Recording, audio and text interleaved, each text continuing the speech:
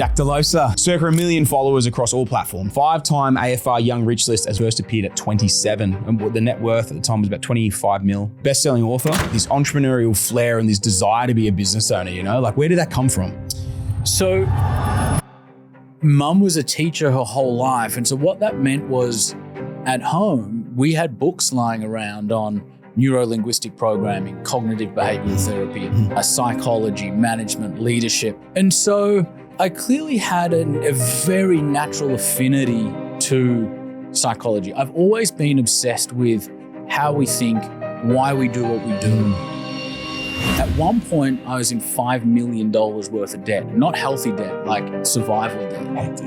I had to go from a team of 90 to a team of 40 in 2 days. And they were all saying the same thing, Jack, you can't trade out of this. Like, you're gone. And there was a voice inside my head very clearly at the time going like, I fully acknowledge and accept that that's how it looks on paper, but I disagree and I'm going to choose to create a different reality. How did you get yourself out of that hole and then start charging again? Yeah, it's a very good question.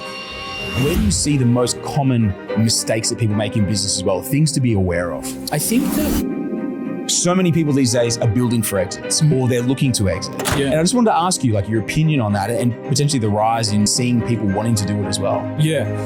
So what do you believe is the number one character trait of the top 1%? The number one reason people don't achieve their goals is... Jack Delosa. Mate, welcome to the Top 1% podcast. Sammy, thanks for having me, mate. It's really good to be here. Mate, it's an absolute pleasure, mate. The pleasure is 100% all mine. It's, man, I've seen you for what feels like at least a decade.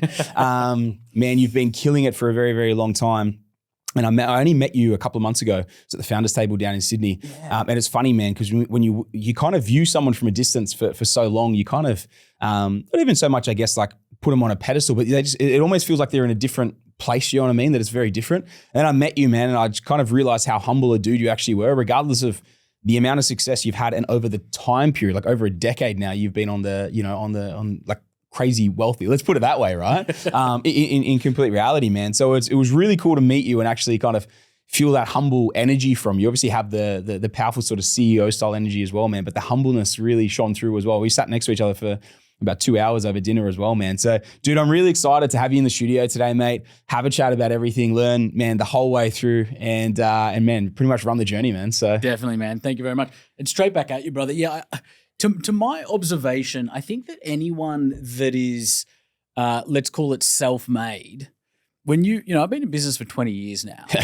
And so you experience some incredible highs, but you also experience some incredible lows. 100%. And some of the challenging years I've been throughout my career have been quite extreme. And so I think both are humbling, right? The success becomes humbling because you realize that successful people are human and insecure and have the same thoughts and kind of insecurities as everybody else. Yes.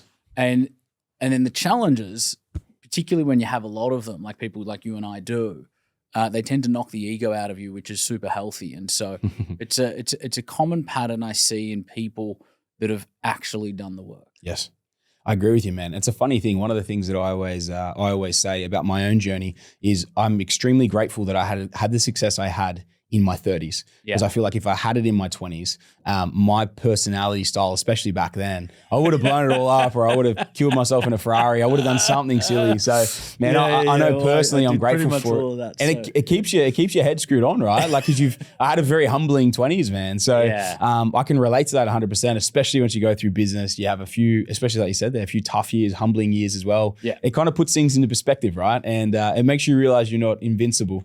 So it's cool, man. It definitely, I feel that, yeah, like I said, man, the humble energy shining through, man. So it's cool to see. I think what we do in our younger years in particular is we identify with all of the labels and all of the objects and roles around us, right? And so, you know, up until the age of probably 28, I had known only success for probably the previous 7 or 8 years, right? Yep. I started the Entourage in 2010. By 2015, we were a $50 million company trading at $50 million. And you were on the BRW Young Rich List at 27, right? Yeah, exactly. Crazy. And so what happens to all of us at a young age, but I think particularly when you reach a certain level of success, is you start to identify with these things. I'm a successful entrepreneur. I'm a CEO. I'm in charge. I'm on this list. I'm on that list. I won that award. And as you mature, you start to realize that a lot of that sort of stuff is scaffolding that we put around us. Okay. And it's not us. It's not the true version of who you are. And so when adversity... It's like this external facade. Exactly. Okay. It's exactly, to use a beautiful property metaphor. Thank you. Nicely done, mate. Thank you, mate. I'll weave them in where I can. I think you've done a thing or two in property, haven't you? Couple of things, yeah.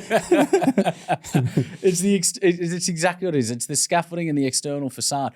And then what challenging periods do is they absolutely fucking level your scaffolding. Okay. Because you no longer... let's use 2016, for example. Mm-hmm. So 1 year we were a $50 million company. During that period, we went into accredited education, became an accredited college, offering diplomas and advanced diplomas in entrepreneurship. Okay. Entered that space incredibly successfully. Our student retention rates, our student completion rates, our student success rates were kind of 10x the industry average in that space.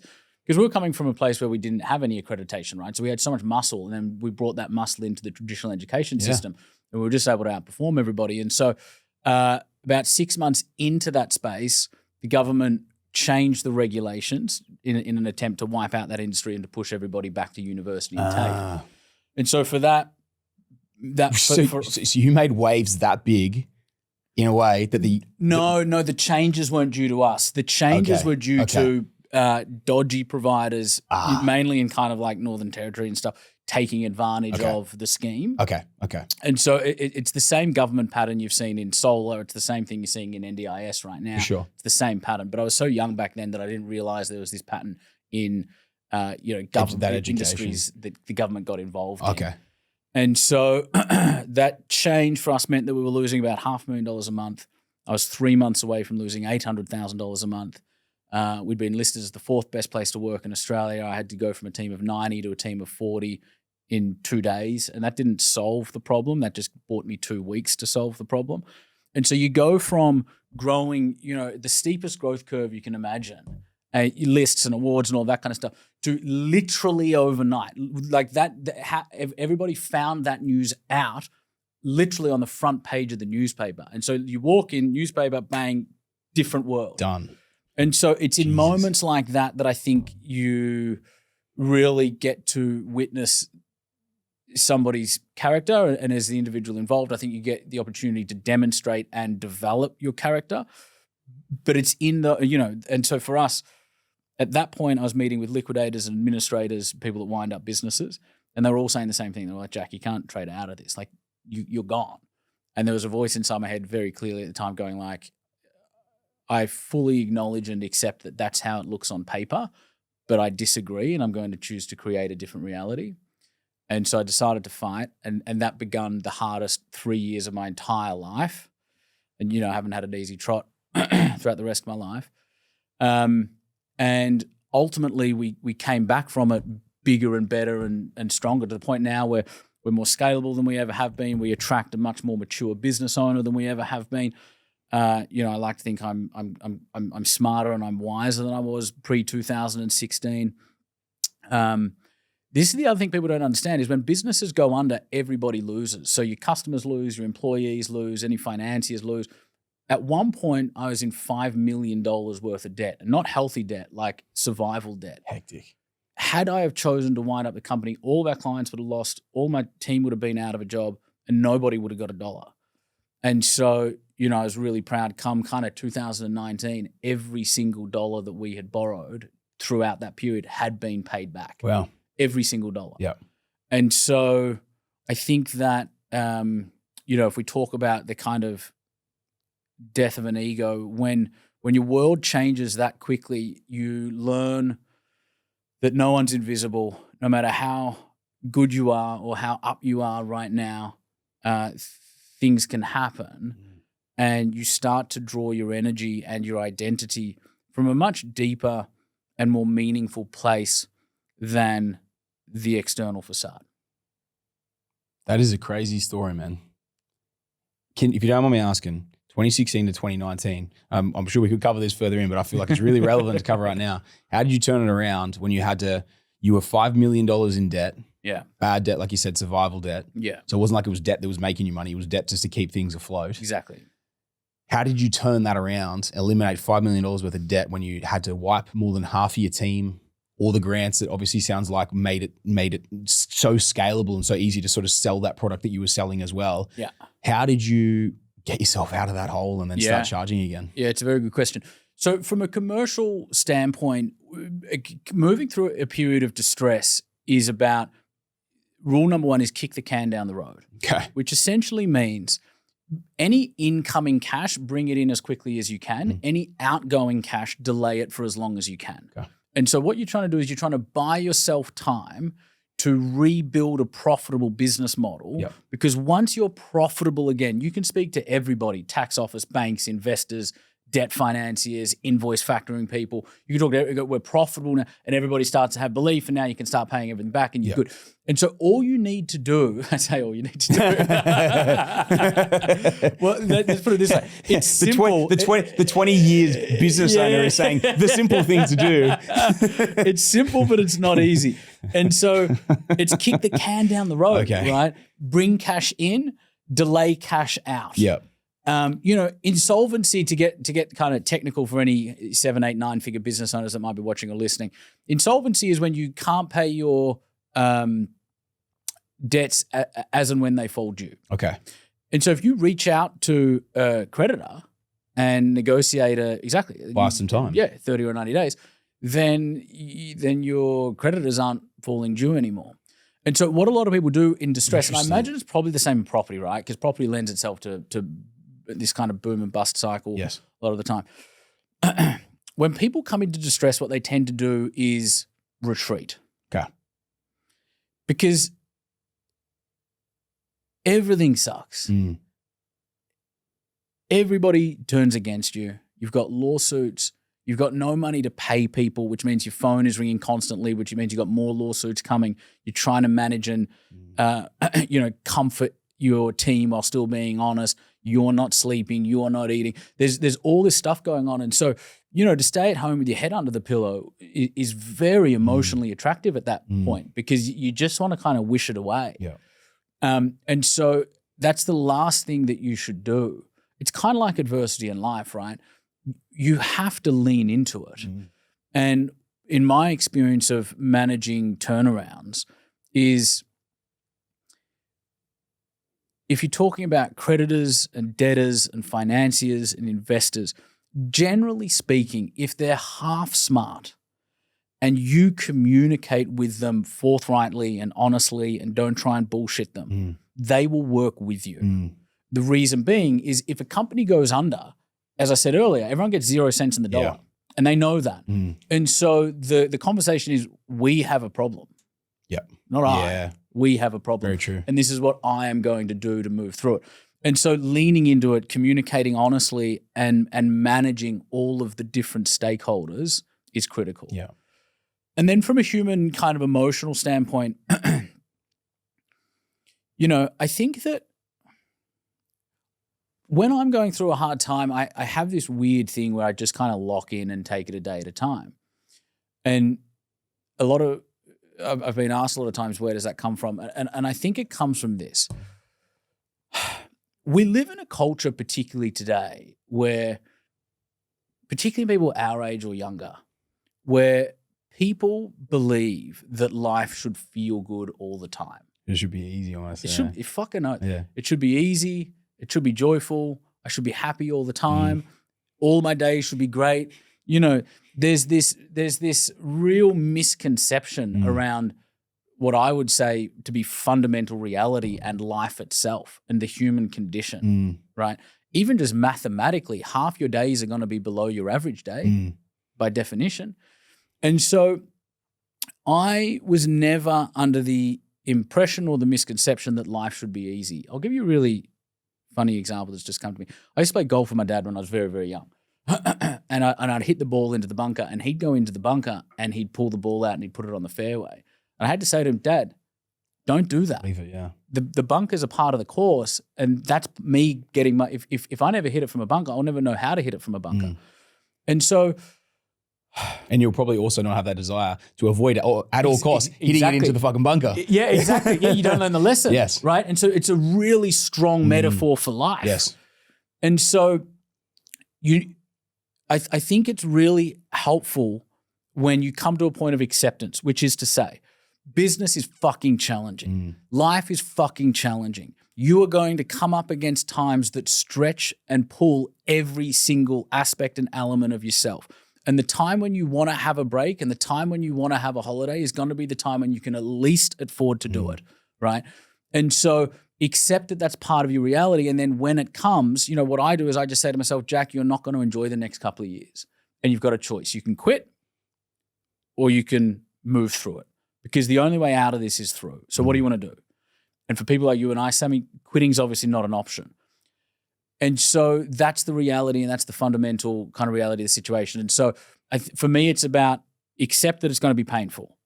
Accept that you're not going to have a lot of fun. You're going to miss your nephew's birthdays and the birth of my brother's children, and you're going to miss partying, and you're going to miss your social life, and you're going to make all of these let's call them sacrifices in pursuit of climbing the mountain and overcoming the adversity. And then on the other side, it just so happens that all of that challenge is actually the greatest period of your life, because our periods of greatest growth that come from our periods of our greatest challenge. And so on the back end of it all, it's like an accelerated personal development and business program, right? And so, yeah, it's commercially, it's kick the can down the road and lean in. Personally, it's understand and accept that life is painful sometimes. And particularly, if you're an entrepreneur. And therefore, lean into it with grace when it occurs. It was Osho that said, there's no difference between pain and the longing to be without it. I think about that often. I love that quote. There's no difference between pain and the longing to be without it, meaning it's the longing to be without it that causes the pain. Acceptance means that there's no longing to be without it. Interesting.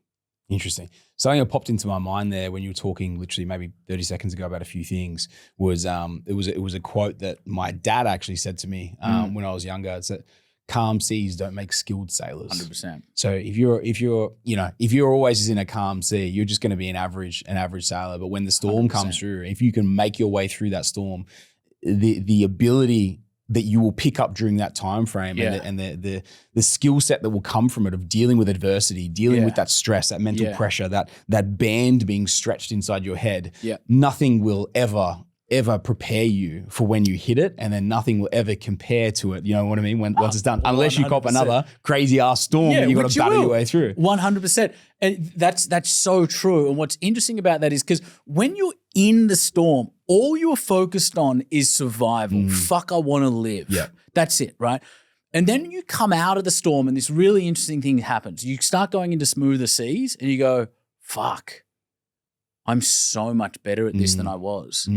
And so when you come into good years, like my ability to drive growth in good years now is probably 30x what it was in 2015. Yep. And I'm able to do it with less effort. And I mean, it requires a lot of energy and it requires a lot of drive. But a lot of the time to me, it kind of feels easy because of the because of the storms that I've navigated previously. Yes. And so there's all these peripheral benefits. I love that, man. I love it. And it's so true, hey. And it's so often because exactly like you say, they're leaning into it. So many people, again, they'll lean out or they'll look to avoid or they're like, foreclose, whatever, liquidators. Yeah, no worries, take it over. I don't want to deal with this pain. But man, for you to go through that 3 years, I exactly as you said at the very start, it evolved into the 3 hardest years of my life. But then exactly as you say now your ability to scale at 30x, understand the plays, know what to look out for, all this sort of stuff, man. Exactly. And I can imagine the value of $1 now is worth a lot more to you than it was at 27. Yeah? Yeah, 100%. The biggest jump for me in that was becoming a father, to be honest. Because previously I was just kind of doing it all for the love of the game. I'm not financially driven. Okay. Right? Really? Yeah. At all? No. No, I'm not financially driven. Now, Yes. what a lot of people hear when I say that is, Jack said money doesn't matter. That's not what I said. Yeah, I get you. Money matters. I actually think most people underestimate the extent to which money matters. 100%. Money fucking matters more than the vast majority of people realize. And so I recognize that money really, really matters. Yep. But is it my driving force? Yep. No, it's not. And so, I was doing business purely for the love of the game, which is something I know you share, out of a sense of mission, and because I'm very kind of impact driven. And then you become a father, and you start to place a greater emphasis on. For me, it made me more clinical in every aspect of my life because I had to become more clinical. And so rather than just drive, it was I became even more strategic. Yeah. I love that, man. So you were saying there a second ago as well, to around the money and not being financially driven, I would be intrigued on your thought on this because this is how I feel. It's, man, in reality, like you get to a certain point of wealth. Yeah. And it doesn't mean that much more. It's almost like just a way of keeping 100%. Score. 100%. You know what I mean? Like once you hit, let's say 8 figures in the bank account or net worth perspective, there's not that much you can't do. There's not that much more that another zero to take you to 9 figures would allow you to do. 100%. Right? You might get a better car, a bigger yacht, a bigger house or whatever. But at the end of the day, you were 10, 20 mil net, you're still going to be able to afford a mad house, really nice car, everything. You know what I mean? It's just like, okay, maybe 100%. You can 5X it or whatever. But at the end of the day, it's, man, it's not that it's not a driving force at the same time, but it's not the pure driving force. You know what I mean? So it's like, it's after a point, it just becomes a way of keeping score. That's exactly what it is. The more money I make, the more you see through it. And the more money I make, the more I realize that most other things in life are more important once you get to a certain point. Yes. And so 100%. As you say, at 8 figures, there's very little you're unable to do. When you hit a net worth of 30 million, there's basically nothing. There's basic, like the incremental kind of additions to what you're able to do beyond 30 million are minute. I don't want to own a fucking yacht. I don't enjoy being on boats, to be honest with you. You know what I mean? Yeah, I get you. And so, and two things. Firstly, what you said beautifully, it is a way to keep score and that's important. And secondly, it's the fuel. And so while it's not my driver, I have needed to come to the realization, probably 15 years ago, that even if you are somebody that is driven by mission and vision, money is the fuel that will enable your vision to travel. Yes. And without it, you'll be significantly less powerful. Yeah. Now, there's some people that would argue that going, Jack, money's not where power comes from and power comes from internal. And I agree with all of that. But money is one of the most powerful energies in the universe because it's an accelerant and it's an amplifier. Yeah.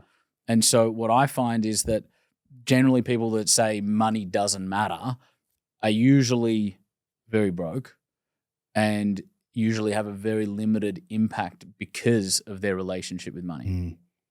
Man, I agree with you completely. It's exactly as you said, that the accelerator in terms of what you're able to do and enables you to do and it just execute in general. 100%. Like everyone can have the greatest dreams in the world. It's like, no disrespect to anyone that goes out there and goes to some third world country and helps it out. But at the end of the day, if you were wealthy and you pumped 100 grand into that, the local people getting paid $5 a day or whatever it is, you know what I mean? Like how many thousands of people could you help build? How many thousands of orphanages or whatever it was for 100 grand versus you going and spending your time? Now it might give you a sense of purpose, but if you also did that alongside being able to help and invest and really actually change something versus, well, I'm broke, money doesn't matter, so I'll go help on the tools myself. Yeah. It's that might sound brutal to some people, but in reality, it is a reality. You know what I mean? It does the enable practical output so much. is so much greater. Yes. Yeah, 100%. Yeah, I agree completely. And there's a lot of people with philanthropy that say, don't just throw money at it, go and spend time yourself because it demonstrates a genuine care. And so you can kind of argue that either way, but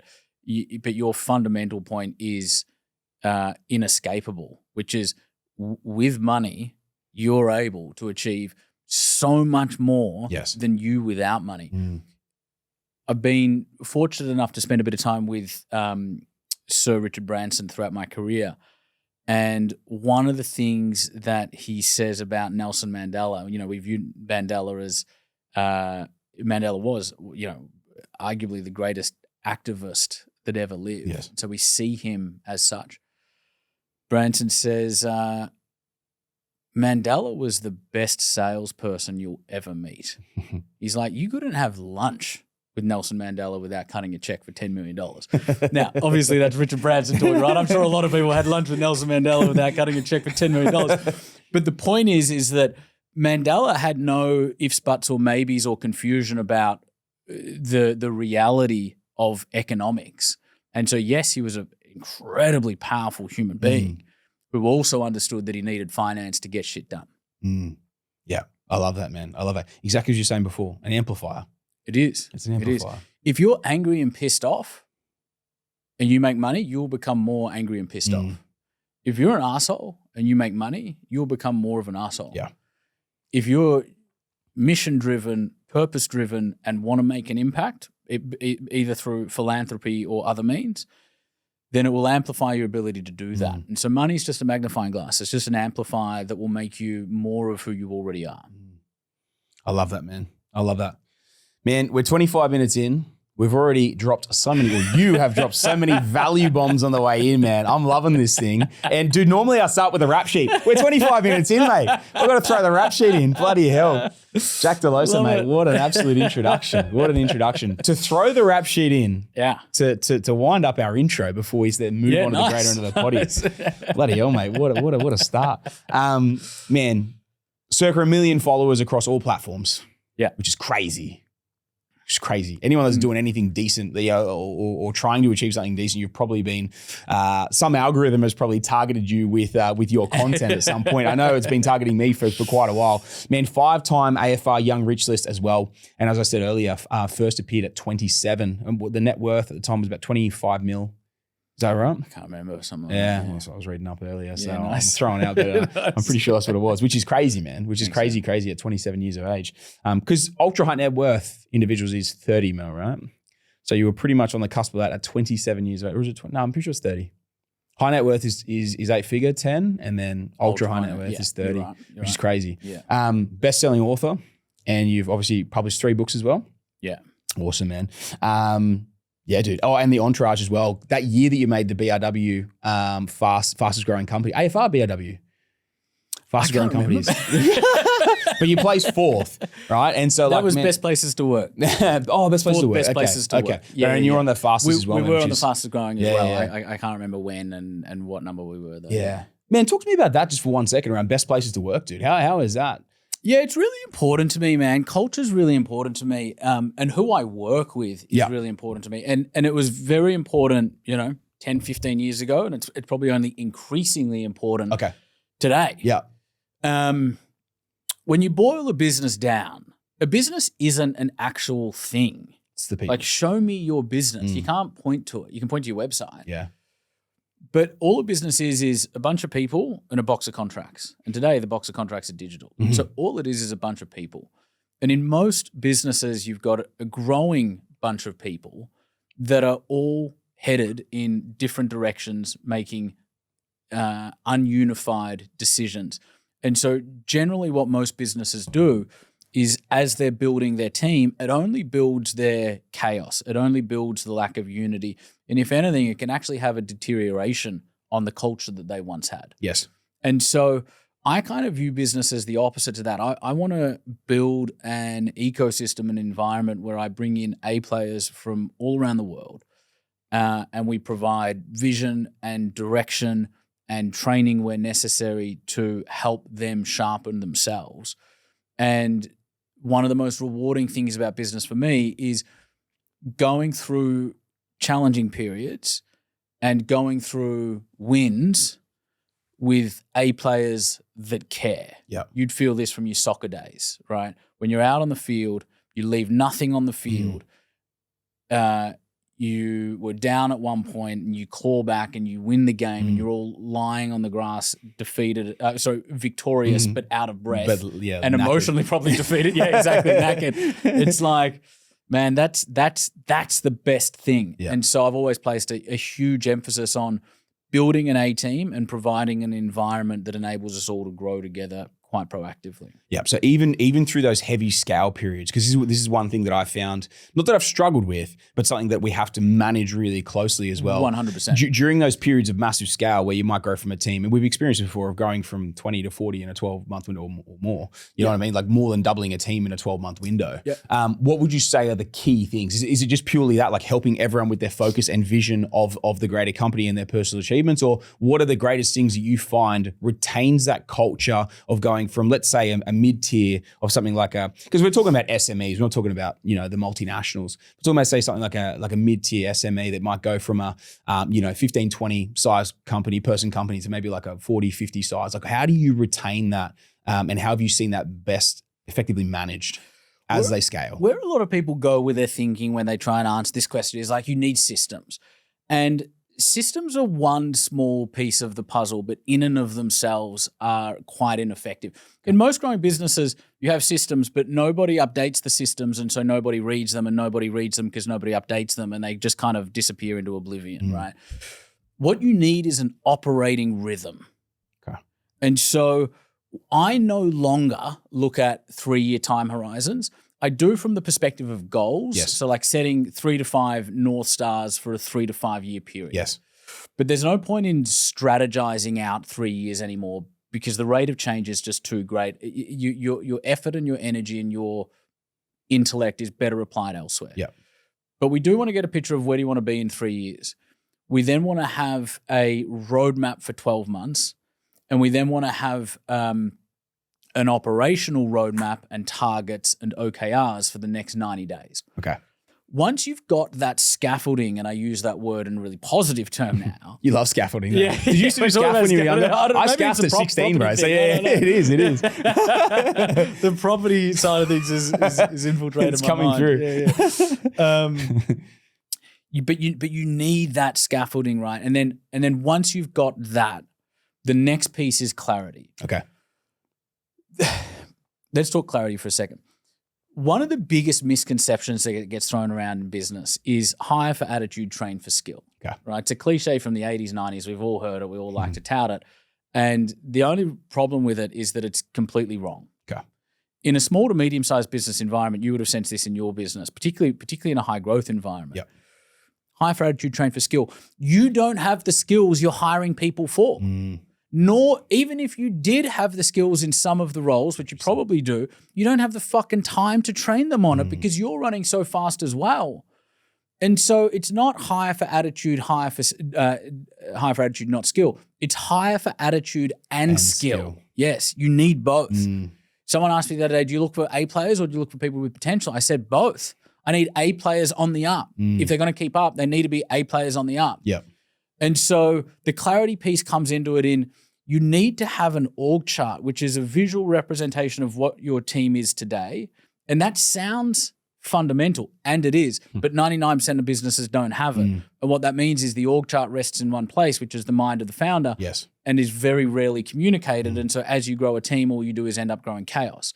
But having an org chart now, and then having an org chart, what do we want the org chart to look like in 6 months and 12 months, then gives you a recruitment timeline. So you now know who and when you're going to bring on and for what, and probably what targets and what kind of cash flow you need to be delivering in the meantime in order to actually trigger that recruit at the time that you'd like to.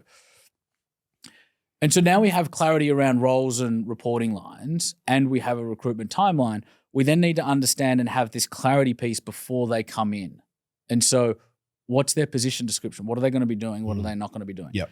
And the more focused a position can be, the better. The vast majority of entrepreneurs have position descriptions and roles that are way too broad. And that's just a hangover from startup. In startup, everyone does everything, which is par for the course and stage appropriate at that stage. But as you grow 20 to 40, for example, you need to get a lot more specific about who does what, and most importantly, who does not do what, right? You go from generalists to specialists. And so you want to have position descriptions that they come into. Well, firstly, the position description helps you recruit the right person. And then they're coming into a position description. And the scaffolding in terms of where we're going 12 months from now, what our focuses are this quarter, what are our targets this month, combined with the position description in terms of how are you going to help us get there, gives rise to what are their personal KPIs. Yes. And so all of that is the really constructive scaffolding, and let's call it structure. Yep. Required to scale a team in such a way where your the effectiveness and the output of the organization scales commensurately. Okay. All right. And that's how you maintain the rhythm.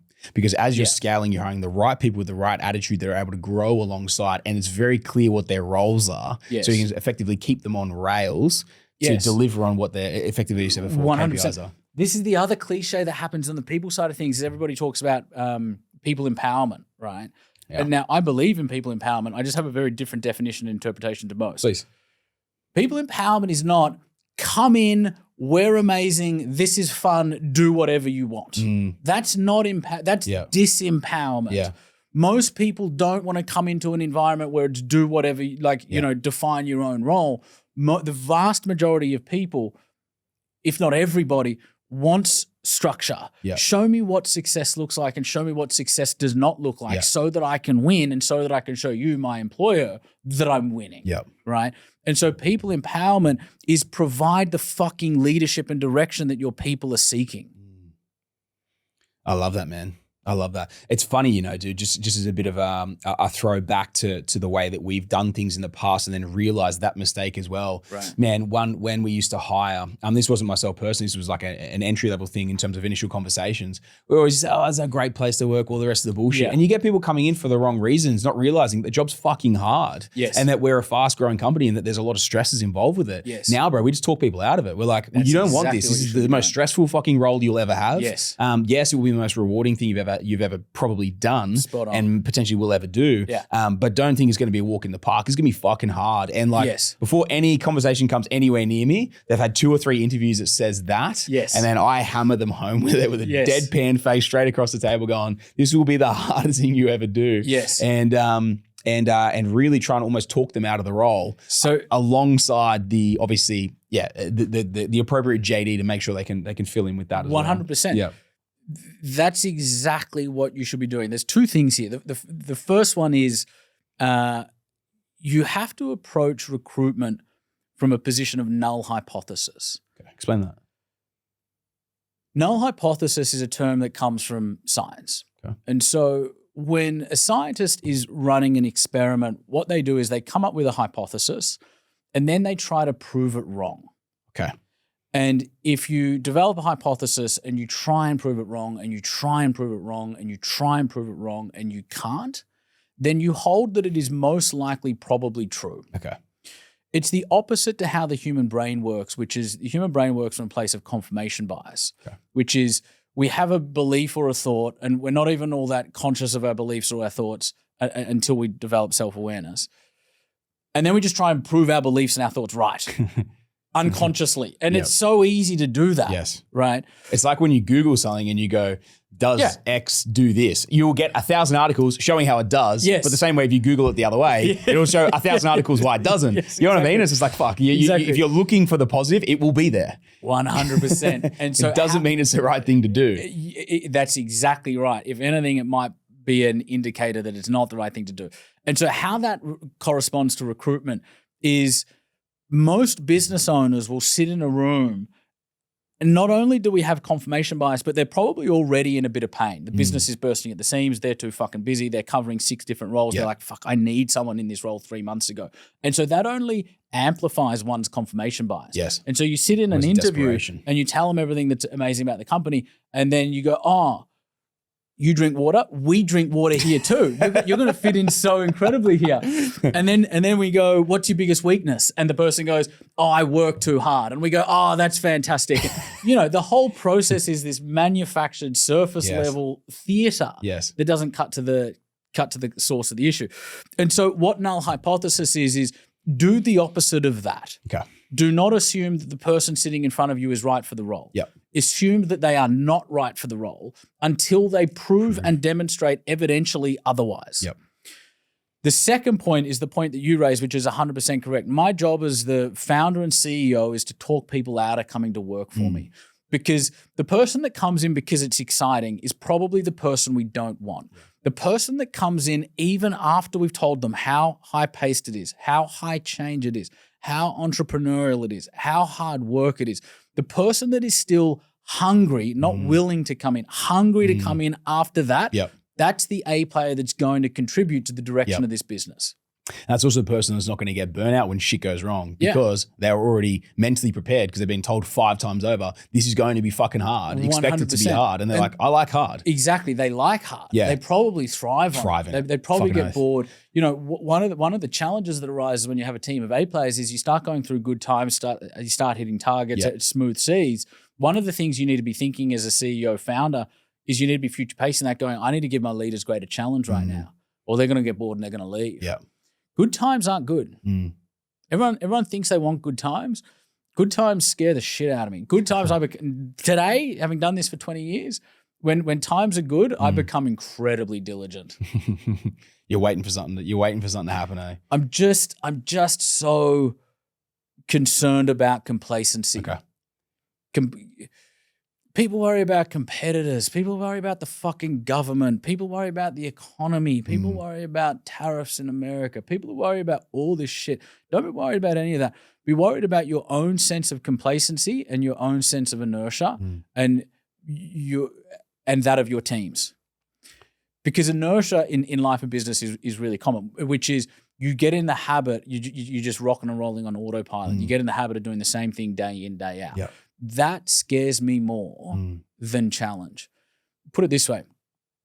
So I've got a very unique vantage point, right? Like last month, 6 million business owners watched my content.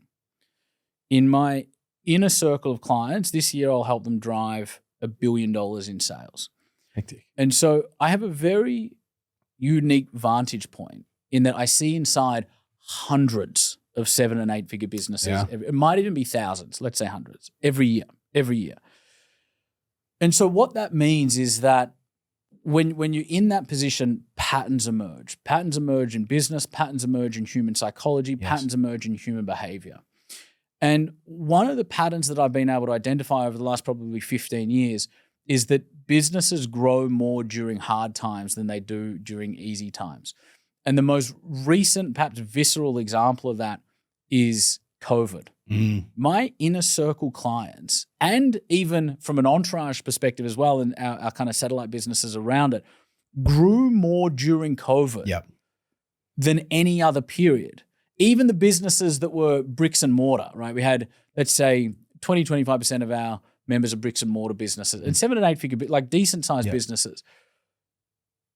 What was it called? Isolation or whatever it was came, and that was announced. And so they're now making no revenue. And so they thought, well, we're going to die this month, because we've got no revenue. And so we helped pivot them online to become e-com.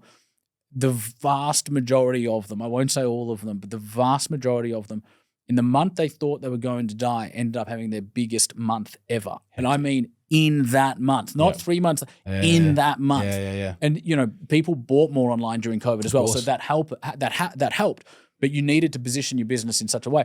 And so when I say more business, we grew more during that period. I don't just mean revenue and profit. I also mean structural developments inside of the organization and capability developments inside of ourselves. And so I've just seen over and over again that hard times are often the best for personal growth, commercial growth, and if you're smart, financial growth. 100%, man. Dude, I couldn't agree more. Like, I even look back at our journey, and during COVID, man, it was crazy. And obviously we only started 18 months before COVID. But the growth that we had through that period, it was almost like untenable, like almost uncontrollable, the amount that we had through there. And it was like, dude, I'm a fucking farm boy, like trying to figure this shit out. I never came from corporate. I'm trying to figure this shit out. And man, those 2 years were the craziest years of my life, but it set so much of my psyche to like be able to deal with problems. And then as I've moved through, obviously I've become a much more advanced business owner. Yeah, man. And like, but so much learnings came through there where I had 100%. to just learn how to do shit, It's you the know? best season. Yeah. And often it's not all that enjoyable in the moment, but like afterwards you look back on them as the best seasons. Yeah. I'm with you, man. I'm with you. Yeah. Man, if we talk about pivots, I just want to pivot into a couple of quick questions for you. When I was doing a bit of research on you as well, I could see you were obviously you have invested in a lot of different businesses, a lot of different things as well. There's one business in particular, the unicorn, right? There was like a $0 to $1 billion within a 10-year window, $1 billion valuation. Can you walk me through that and like how that played out as well? Yeah, so that business was a financial payments company. Okay. I came in pre-IPO. They then IPO'd, and they were a absolute rocket. Can you disclose who they are? Yeah, it's e-merchants. Okay. So stock code's EML. Okay. Hit some challenging years the previous years. They expanded internationally and hit some regulatory hurdles as they did that. Yep. But a beautiful company, even still today after a few challenging years, particularly for those that came in pre-IPO. So that's a business that I'm an investor in, but I'm not hands-on. Yeah, I get you. Pure investment. Yep. And so I do draw that distinction. There are businesses that I invest in because I believe I can come in and I can help them scale, and I do that. Yep. And then there's businesses that I invest in at arm's length. So at the moment, I'm looking at SpaceX, for example, which I obviously will not be involved in any way, shape, or form. But who knows? You might get the call up, mate. Direct line to Elon. I highly doubt it. But if he does, I'm there. And so, yeah, you've got investments that are purely passive and probably opportunistic. Yep. But then you've got investments where you put yourself in a position where you're visible, people seek you out, ask you for money. Yes. And every once in a while you say yes and help them grow. Yeah. Very interesting, man. Very interesting. Speaking of exits as well, I know you've done a couple of exits yourself, and even obviously within the Entourage and what you guys have built and the amount of companies you've been actively invested in. I just feel like so many people are talking about exits these days, right? And for me, I am someone who, in all honesty, am not interested in an exit. It would have to be I even think if an unbelievable offer came in, you still might not take it. I probably wouldn't take it. It would have to be silly because I'm so passionate about what I do and I know 100%. The impact of what I'm having. And again, where I'm sitting in terms of a net wealth position, the property portfolio, I've got just about everything I want. Yeah. So, you know, do you throw what's an exit going to do? Exactly, man. It's not going to change that much. And if anything, I think it could make me potentially a little bit lost. Like it would have to be something crazy. But so many people these days are building for exits or they're looking to exit. You know, all these, like literally starting a company with the idea to exit. And that for me, is just like, it feels weird because I'm so passionate about what I do. But you must see that so much. And I know you've obviously done some exits yourself. And I just wanted to ask you like your opinion on that and potentially the rise in seeing people wanting to do it as well. Yeah. So there's two schools of thought there. One is, you know, my company prior to Entourage was called MBE. And so we would help people raise money, acquire businesses and build value and exit. Okay. Right. And so we helped our clients transact about $300 million in transactions over a couple of years. Okay. So we did it very well. But that was literally the business model. So you acquire businesses, scale them and then sell them. We would advise other businesses to do deals and occasionally get involved in them. Okay. Yeah. And so one of the sort of traditional schools of thoughts that some people might have heard of is start with the end in mind, which is like know who you're going to sell to before you start the business. Yeah. It kind of makes sense from like a corporate standpoint, I suppose, if you were, you know, doing an MBA and going into corporate, I don't know. But something about that principle never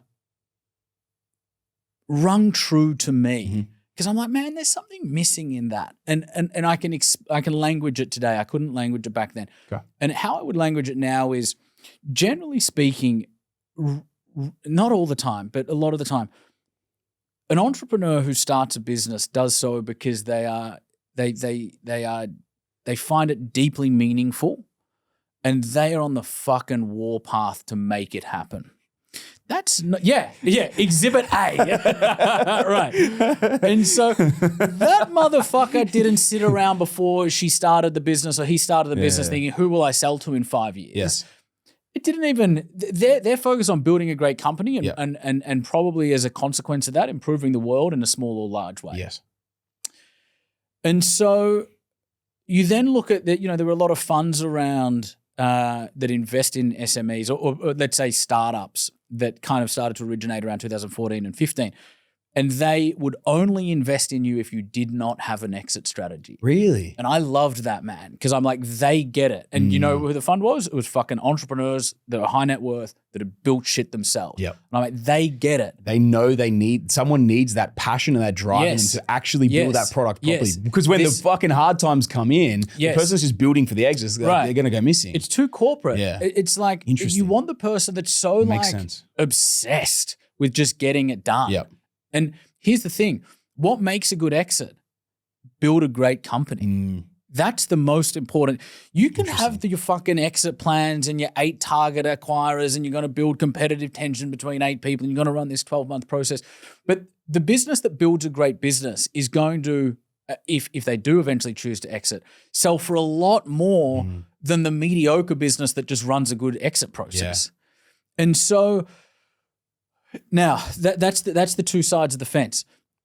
I obviously kind of straddle both sides, and let me explain what I mean by that. I'm picturing you sitting on top of a fence at the moment. An old it's 3D a worrying visual, isn't it? It's a little bit. The Entourage, I've been running it for 15 years now. Okay. And when you're running a business for that long, it goes through so many different iterations. It's like a relationship, right? You've got to relearn it many times. And so it's not like you do the same thing for 15 years. It's probably changed and evolved literally every 3 years. But for me personally, the Entourage is kind of the center of my commercial world. It builds audience. It brings in great businesses. It's got an exceptional brand globally, and it opens pretty much whatever doors that I want to open. Yep. And so that's the center of it. But then we might start a consulting company that consults into, 2006, 15, I started a consulting company that consulted into large corporations because we built so much muscle in the SME market that we had a demand from corporates. And so we had people like Amex reaching out, Telstra, Hoyt. In what capacity? To advise? Yeah, wanting us to come in and help them either with culture or help them with strategy so that they could grow. Interesting. Built that business, sold it. In 2019, my years might be a little bit off, but shortly after that, we had a lot of demand from mainly our inner circle clients, but also our broader community to help them from a financial perspective and an accounting perspective. Because they wanted an accountant or a virtual CFO that wouldn't just lodge their tax every quarter or annually, wouldn't just do their compliance, but could actually advise them from a place of understanding the commercial drivers of their business. Yeah. And so we started an accounting business. So that became, an industry leader in its field, and we had some of Australia's best brands as clients. Frontrunner's one that you probably know. Of course. And then February 2023, I sold that business. Yeah. And so I'm not planning anytime soon to sell the Entourage. Yeah. And here's the other thing, man, is I fucking love it. Someone asked me on a podcast the other day, if you could have any business in the world, what would it be? And I thought deeply about it. And my initial instinct, which I then thought of and tried to challenge, null hypothesis, going like, just think of something, Jack. I couldn't, because I was like, the business that I want to run is the business that I have. Yes. Because if I wanted to run a different fucking business, I'd be running a different business, 100%. Right? And so I don't want to do anything else. And this is part of what sustained me 2016 to 2019, because quitting is sometimes a really attractive option. But then your head goes to, what else would I do? Yeah. And all I would do is build this again, right? And so not selling Entourage is probably primarily a personal thing. Yeah. It's all I want to do. Yeah. It's kind of who I am. Yeah, it's your identity now. Yeah, it is. Yeah, it is. I've been studying psychology and NLP and cognitive behavioral therapy and management and leadership, dude. Since I was 6, I'm built to do what I'm doing. Literally from the fucking ground up, I'm built to do what I'm doing right now. And then in addition to that, it just so happens that we've got an audience and a brand and credibility and networks that I'm able to start, scale, and exit businesses as I choose to around that. Yes. It's almost like little bolt-ons that can be a complementary to the entourage. That's exactly what it is. Scale those, sell those instead. Man, I feel you, dude, because like it's funny because I was saying around my stuff before, it sounds like you're just exactly the same. Like property is my vehicle that I love and know so intimately. And I literally think the exact same thing, man. Someone come in and offer me, because people have asked me this before, and like, what about like they throw like 100 million? It's like 100 million, like what each is that going to scratch? The 250. It's like, all right, you start thinking, but it's like, but then if I was to do it, it's like, what else am I going to do? There's like, I'm going to trap. I'm 35, mate. Like, what the fuck am I going to do? Go sit in a beach forever? Like, dude, I tell you an interesting story that I'm going to shoot a video on next week. Okay. 32-year-old guy called Marcus. Okay. Sells. He coded and built a computer game himself called Minecraft. Okay. Yeah. I wasn't even familiar with it. I'd heard of it, but it's like a really blocky, kind of low graphics game. I've heard of it. I don't know what it is either. Yeah. He codes it himself. He builds it himself. Clearly a genius inventor. Hated the business side. Got to a point where he was printing money. At one point, they were selling 15,000 units. I think it was either a month or a day. Whoa, shit. At the age of 32, he sells for $2.5 billion, pockets $1.6 billion after tax, outbids Beyonce and Jay-Z for what was at the time Beverly Hills and LA's most expensive property sale ever. So gets the mansion, disappears into depression. Hectic. And Marcus tweets a lot. And so even the sale of Minecraft originated with the tweet. The tweet was, does anyone want to buy my shares so I can move on with my life? Microsoft reaches out. Microsoft ends up paying $2.5 billion. And so he sells the business, but he keeps tweeting. And he's tweeting things like, you can probably even bring them up for the video for the viewers. He's tweeting things like, I'm in Ibiza, surrounded by friends and famous people. I can do whatever I want, and I've never felt more isolated. Full stop. That's the tweet. And then another tweet was something to the effect of, I'm in a position now where I have everything that I seemingly want, and I've never been more depressed.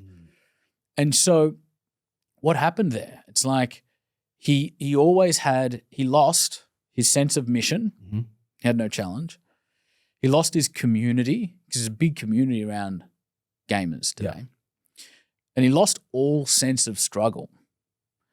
And that's an interesting one, because if you speak to most entrepreneurs, even anybody with a dream, they will tell you that they're living a life that's full of challenge and struggle. And we often can get to a point where we start to resent it. But when you look at the people who have made a lot of money, or you go through that process of making a lot of money yourself, you actually realize that the reward is not the exit. The reward is not the payday. The reward is the struggle itself.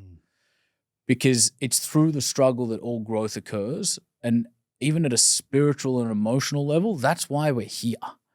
And so you're much better off viewing business as a personal development vehicle with a remuneration plan attached than you are. That's an interesting way to put it. Yeah, than you are to wish it was easy. Yeah.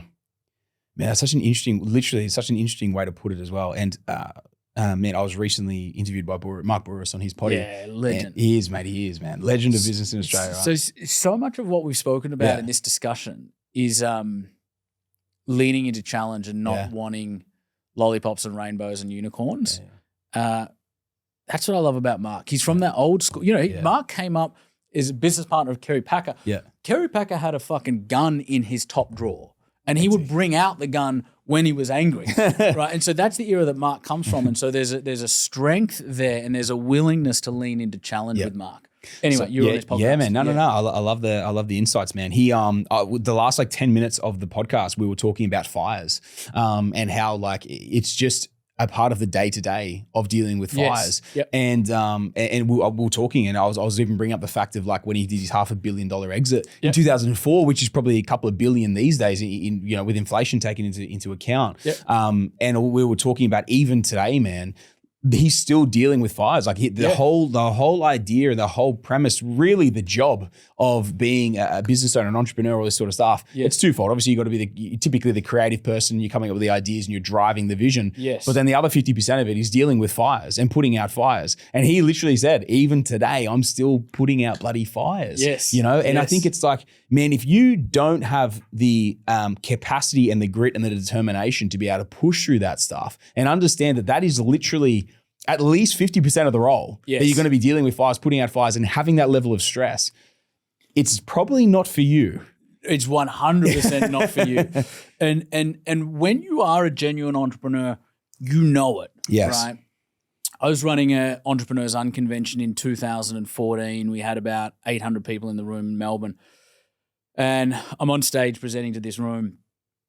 And Andrew Morello, do you know Morello?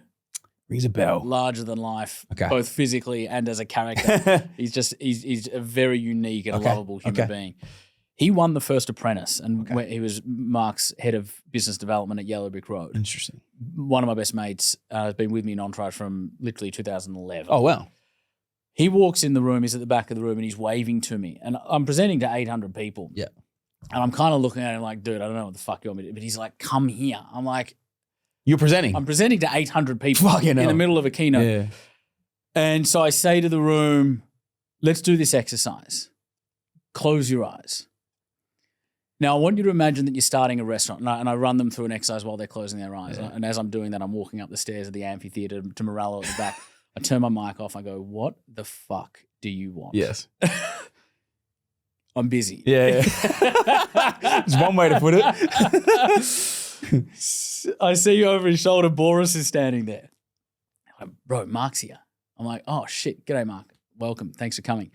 He's like, he's happy to get up and talk if you want. I'm like, 100%. I'll finish this exercise. I'll get them to open their eyes. I'll introduce Mark and speak for 20 minutes. And so I walk back down the stairs, continue to walk, turn the mic back on, walk down the stairs, get them to open their eyes, introduce Mark. Yeah. And so Mark comes down, and the first thing he did, he goes, that boy's fucking clever. You should see what he just did. And he told the audience what I just did, and they were hysterically laughing. But it it showed them a sneak peek under the curtain in terms of the magic trick. But he went on to talk about, and so we've got Mark Boris presenting to 800 business owners in Melbourne, impromptu, wasn't on the landing page. And his rocks up and riffs. Yeah, I've just got so much respect for Mark. But the audience obviously loved it because it was a surprise for all of us. And in that discussion, he spoke about, I sold Wizard for $500 million. Mm-hmm. Kerry owned half, so Mark got half, Kerry got half.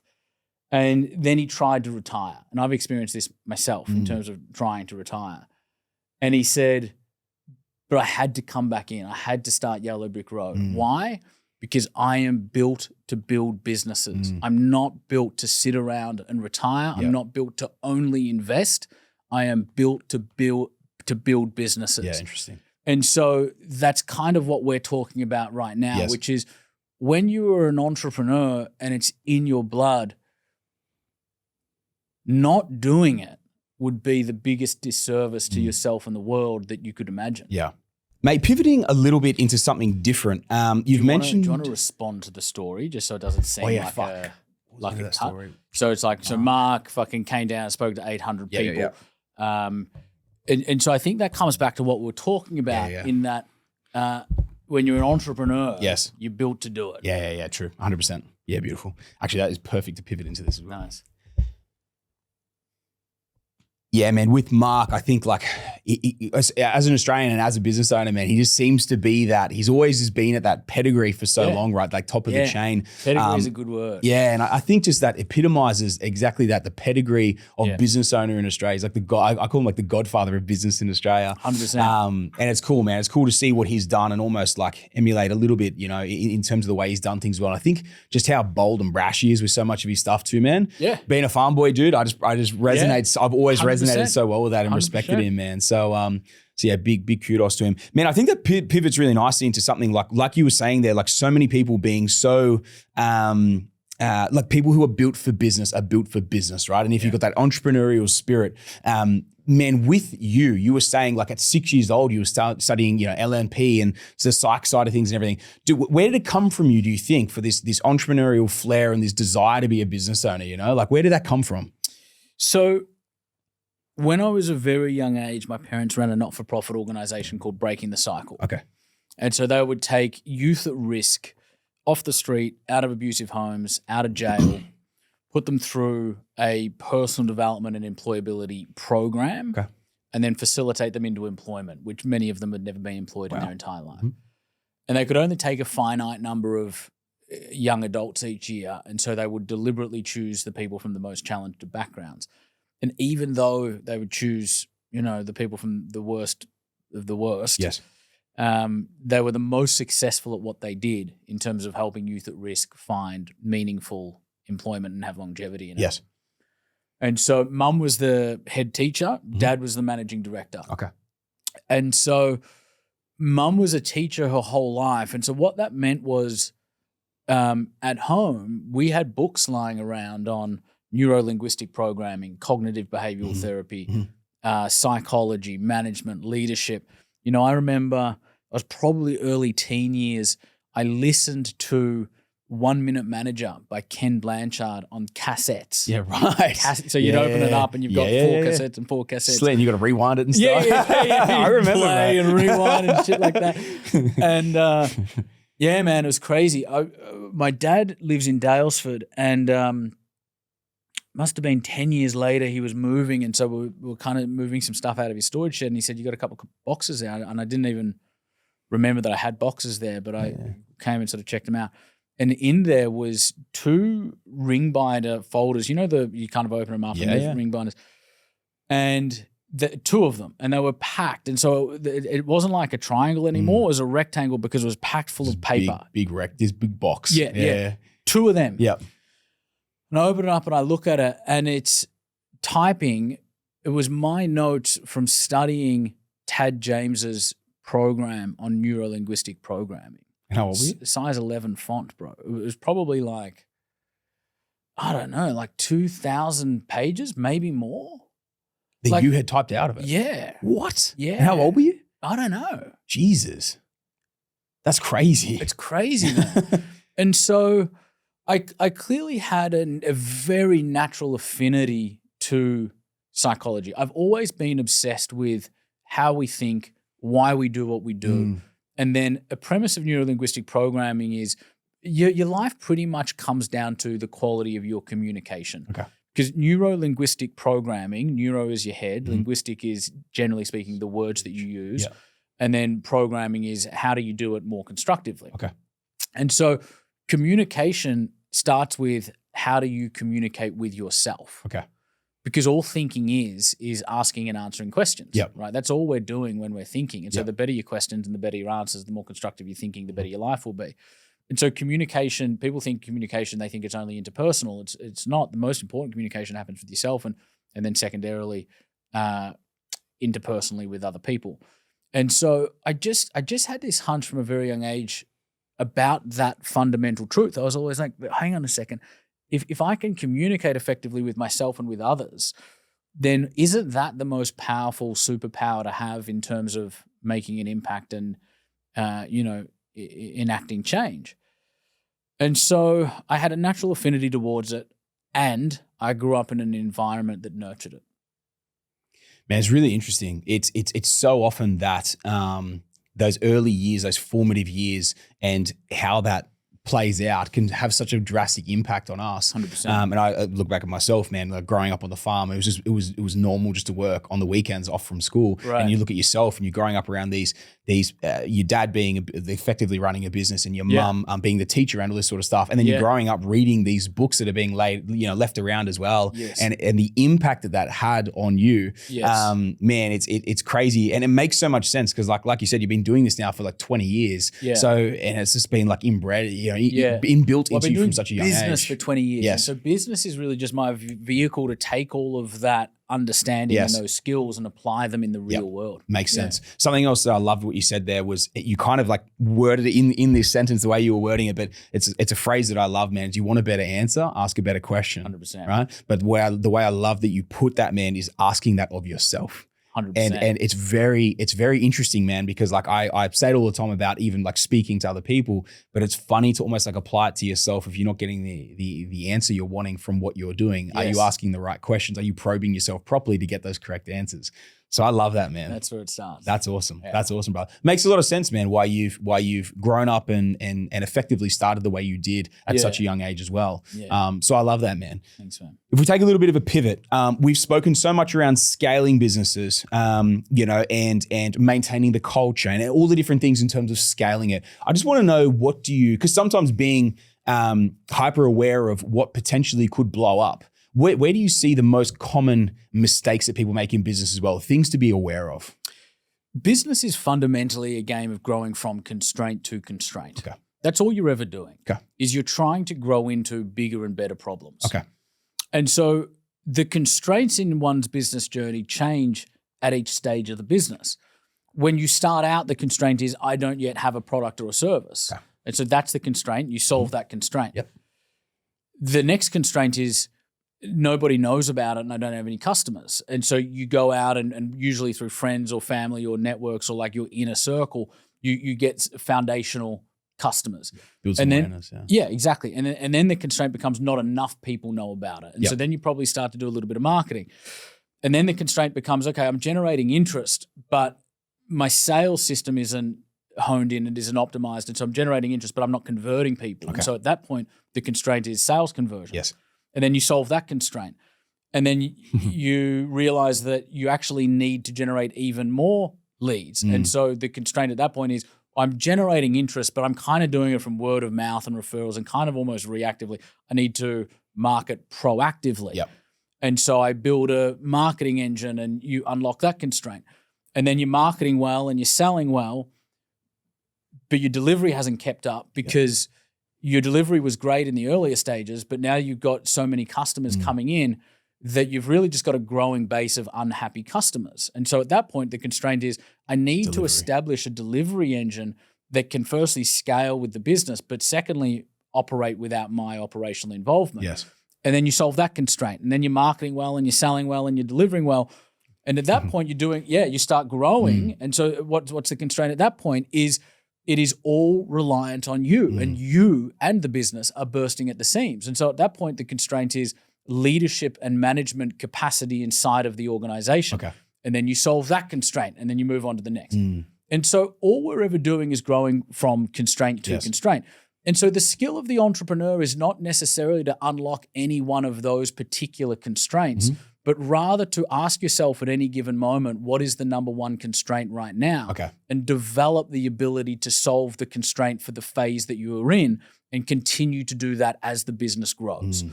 The reason why that is so different to what most business owners do is, in the beginning, all of us were just kind of run faster, work harder, and we're just trying to sprint. And we're so busy that we can't see the forest through the trees. Yes. And so the question that I ask myself the most today is this: what is the number one challenge in this business that, if solved, would make the biggest difference? Yes. And then my job as the founder and CEO is to micromanage that, to get involved in that. Everything else is delegated. And so I view business as a conceptual assembly line, right? You market, you sell, you deliver, you operationalize, you manage and count the money. And so you've got this assembly line. And my job as the founder is to look at that assembly line and go, where is the number one roadblock or constraint in this assembly line that, if unlocked, would have the maximum benefit to not just its own function, but to the rest of the assembly line? Yes. The main bottleneck. And then I get in and I micromanage that. Yes.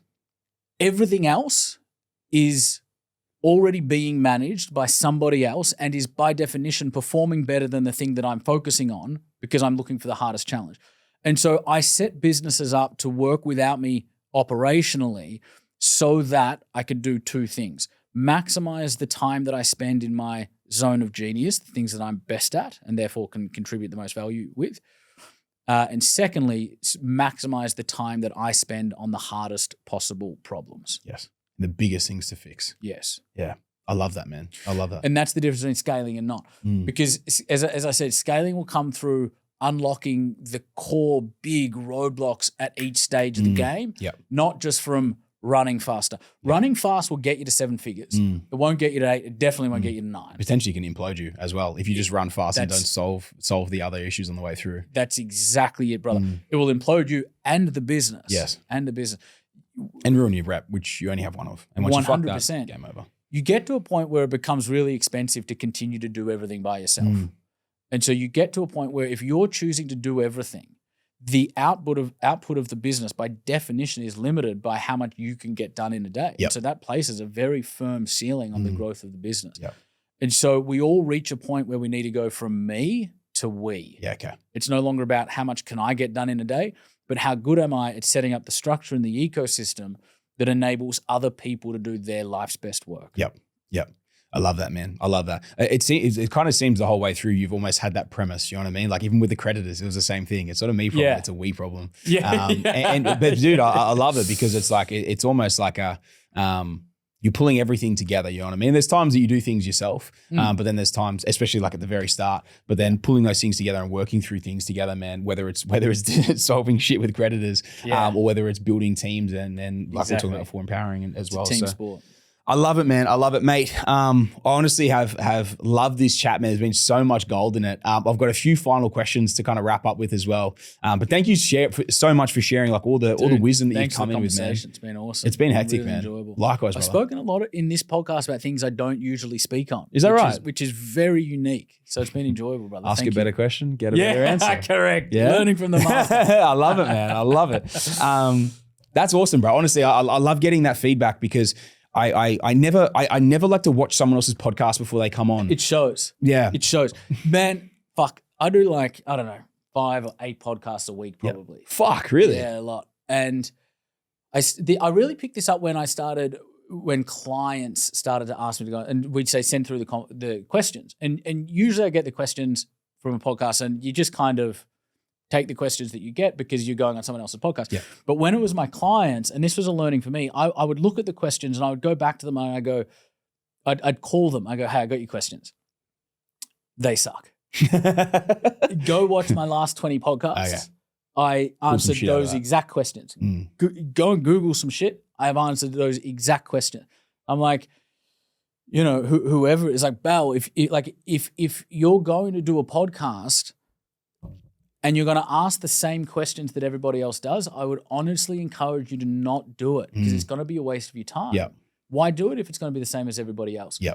And so it was through those exchanges that I started to learn, hey, I should probably do that for every podcast that I go on. I mean, we didn't do it because I know that you're exceptional at this and you're a professional. Appreciate it. But it's that whole thing of like, and this is, you know, hopefully valuable for anybody that's either doing content, particularly if you want to do a podcast, do not ask the same questions as everybody else because then your content isn't adding anything to the world. You're not adding anything that I can't get from anywhere else. Yes. And so that's what I love about this show, man, and everything you do is firstly, you're coming from a place of experience and you're the real deal. And so you know the questions to ask intuitively because you're living it, right? And secondly, don't watch the podcasts. That's beautiful because then you're having a unique conversation. For sure.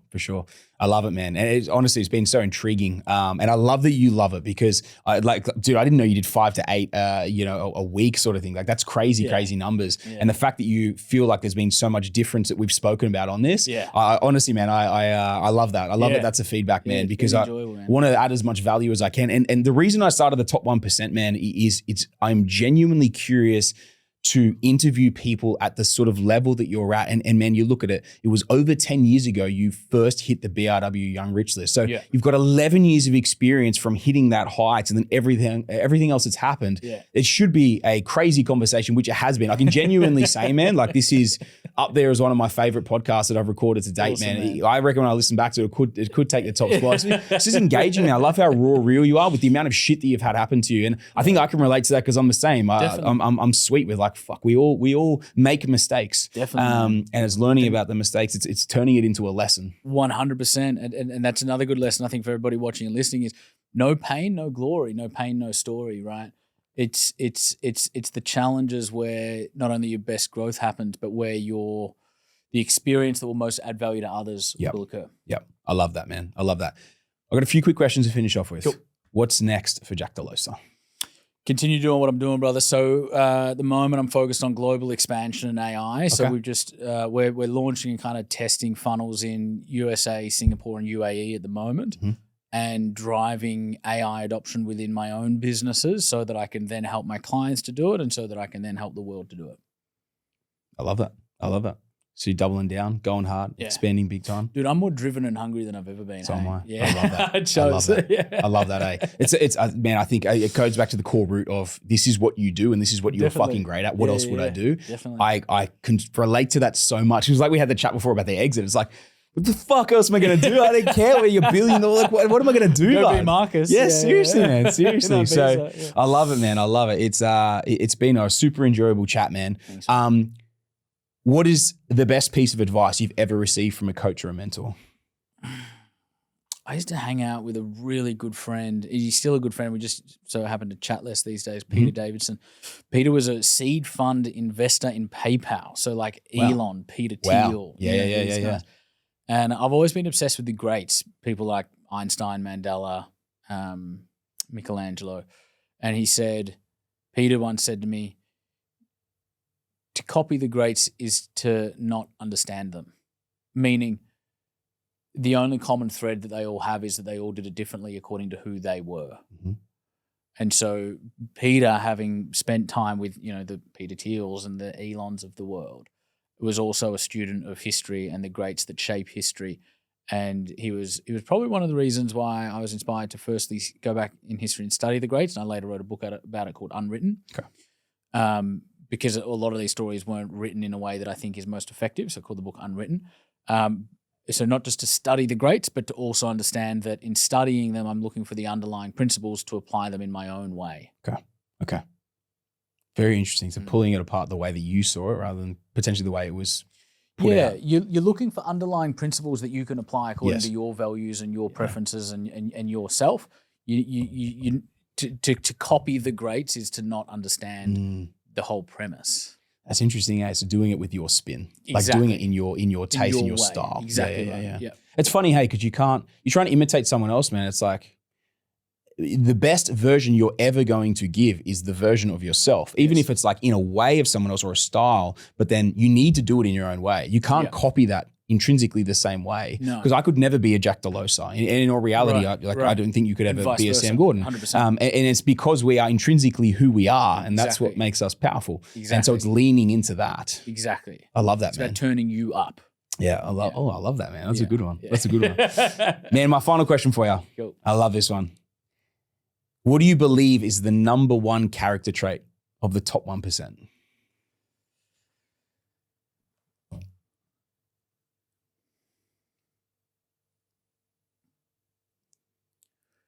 The number one reason people don't achieve their goals is that we are wired to avoid hard. Okay. The top 1% have rewired their relationship with hard. And so that they no longer see hard as a reason to retreat or to quit, but they literally see it as a signpost that I'm on the right path. So they seek out the adversity to grow. Is that what you're saying? And it's not that I'm seeking adverse circumstances. It's just that I know that if I'm growing, and particularly if I'm doing something original, it's going to be difficult. Okay. There's two really good books on this. The first one is by Gay Hendricks. It's called The Big Leap. Okay. And he talks about how we all have an internal thermostat. And so when areas of our life start to get too good, whether it's money, happiness, relationships, career, our internal thermostat kicks in and goes, I'm in unfamiliar territory here. Okay. And we go back to our baseline. Okay. No different to the temperature of a room. When it gets too hot, the thermostat kicks in and we'll take it back to the temperature that you've set it at.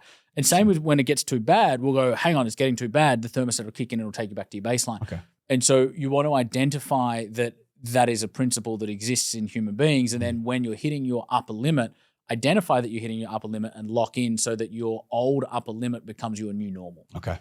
The second book that's probably more commercial is called Creativity Inc. by Ed Catmull. And so Ed was the founder and CEO of Pixar, and then Disney acquired Pixar, and I'm quite sure he became the CEO of both Disney and Pixar. Wow. But he was in Pixar with Jobs, Steve Jobs. Okay. And in the book Creativity Inc., you know, Pixar did some incredible things, man. Like Toy Story, for example, was the first animation film that ever did what it did. And they were the first people to tell kids stories on multiple layers where adults would be entertained and see value in the story. So it's like a multi-layered storytelling and animation. They're very, very innovative. And in Creativity Inc., he says, we came to see discomfort as a signpost towards innovation. Okay. We learned that when we were doing something new, it would be recalcitrant, it would be challenging, it wouldn't really work. And so when we were doing a project and everything was going really well and everything was on time, he said we would drop tools, we would stand back and we'd go, what are we doing wrong?